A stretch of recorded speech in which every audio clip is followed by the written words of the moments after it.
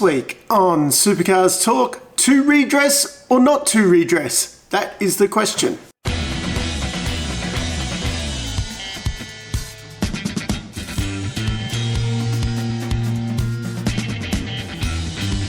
Now, I know we have some big incidents to cover off from Sunday's race, but there's a little bit of news to cover off first, so we'll do that before we get into the big stories, I suppose. Snowy River Caravans will be with James Courtney for the rest of the year.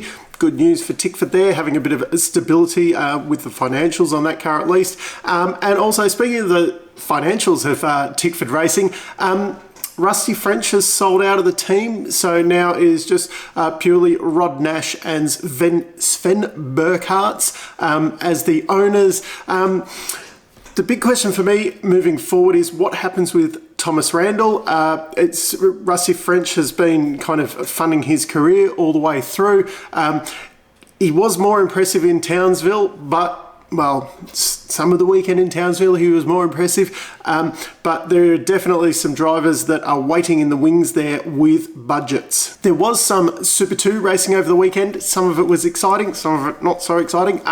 Race 1, it basically felt like it was just behind the safety car. Series leader Max Payne was only 10th in that race. It's not what he needs to be doing to justify his main game seat for next year. Tyler Everingham won the race from Zach Best, and Matt Charter was third. Race 2, Everingham, great start from the second row. There was a little bit of, he got spun by Best, who, you know, then Everingham came across and smashed out Matt Payne from the front of the field. Yeah, it was, and very lucky that they didn't get collected by anyone else kind of coming through. Yeah, not a great weekend for the series leader. Then, as everybody slowed down for the safety car that came out for that incident, Zach Best ploughed into the back of Jalen Robotham, which kind of punched in the whole back of the VF Commodore. The front of the FGX looked fine until they kind of took off from the safety car period, and the front guard peeled back off Zach Best's car, which he went, you know, backwards through the field. Declan Fraser, or Decker, as Triple Eight seemed to be calling him for that wild card at Bathurst, ended up winning the race. That was his first Super 2 win. Matt Charter was second, which is his best result in Super 2, and Cameron Hill creating a Triple Eight sandwich of Matt Charter there on the podium. Now, for the big boy racing. Stuff happened on Saturday, but let's talk about Sunday. Scott Pye. Will he ever learn? At least this time he came out and admitted fault. He said that he didn't give Davo room, but that car got damaged, but my God, facing the wrong way on the circuit when you're right at the front. And he was right at the front too. That could have been a really good weekend for them results-wise. Yeah, and his brain just goes into Scott Pye mode at the start of the race. Kind of wrecked Davo's day as well, but just, he could have got ploughed by another car, and that could have been just another total destruction there for Team 18, which is the last thing that they need. Speaking of Davison's day, dead last, back to 7th after he got Scott Pied. All these people have come out and said, oh, Davo needs replacing, they need someone faster, blah, blah, blah. Second on the grid both days, second in the race on Saturday, and look at what he did in the race with the damaged car on Sunday.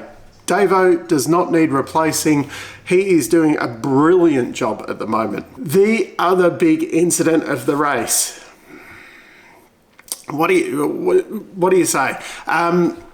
Okay, so Anton was kind of doing the Shane Van Gisbergen strategy of, you know, saving the tyres for the end and kind of charging through at the end of the race.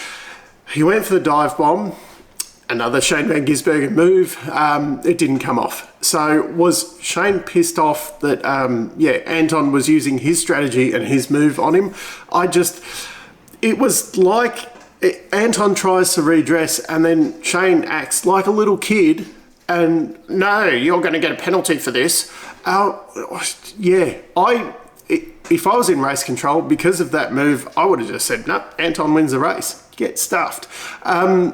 Yeah, as far as I'm concerned, Shane, you know, should have been the bigger man. And yeah, okay, Anton made a mistake. He tried to redress. I'll drive past and I'll cross the line first, and we don't have to go through all this penalty stuff. Yeah, I do not like what Shane did here. Yeah, not happy at all with just the way it all played out. It's nearly as bad as what Whincup did at Bathurst the other year when he redressed against McLaughlin.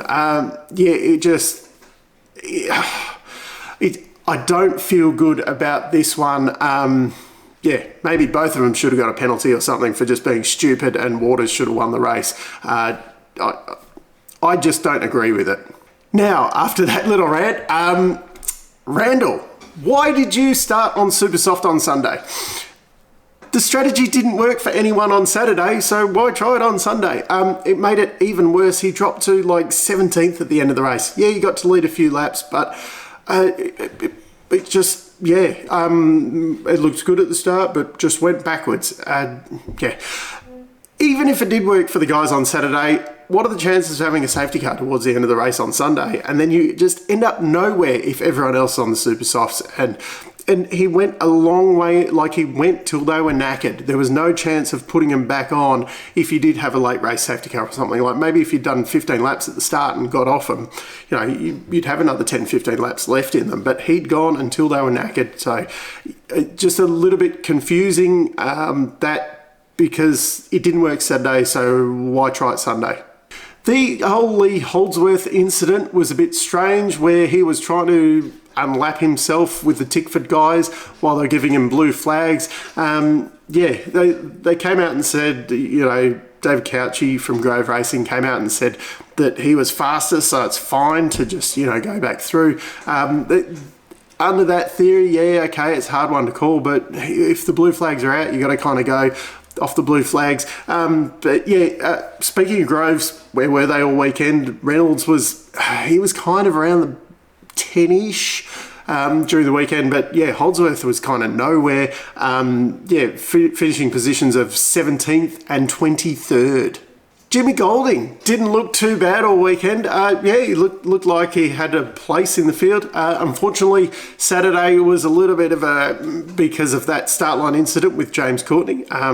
James Courtney's fault, but it was one of those kind of first lap off the grid kind of incidents that, you know, you've got to overlook a little bit.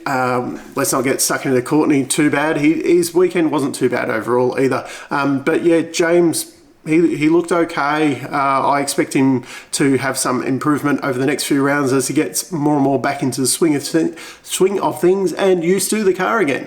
Nicholas Percat, qualified 20th, finished 13th. Qualified 25th, finished 12th. Imagine if he learnt how to qualify. Yeah, at least, you know, he's going in the right direction in the races, unlike, say, Jack LeBrock, who's qualifying quite well and then goes missing in the races. At least he's doing something. Todd Hazelwood, was he even there all weekend? The Boost boys too, they didn't turn up. But back on Nick Percat, at least there is some improvement during the race, but my God, he's supposed to be up somewhere with Chaz, and yeah, he's just not really there, is he? So that's it for my Townsville race review. Do you agree with what Shane Van Gisbergen did? Yes, Anton made a mistake. He dive bombed. Shane he wasn't leaving much room in there, granted. Yeah, I'm not disputing it wasn't Anton's fault. I just didn't like what Shane did when Anton was trying to redress. It smacked a little bit like of, you know, a little child just annoyed because someone had pulled their move on them. Yeah, and speaking of things, I mean, Shane's 274 points ahead of Anton in the championship. Essentially, I mean, Waters is 330 behind, Davison 360 behind. They're hanging on by a thread. It didn't feel good to me, but yeah, let me know what you think. Who else impressed you over the weekend, or who was a disappointment, like Nick Percat again? But until next time, I'm still Dave, and I'll catch you later.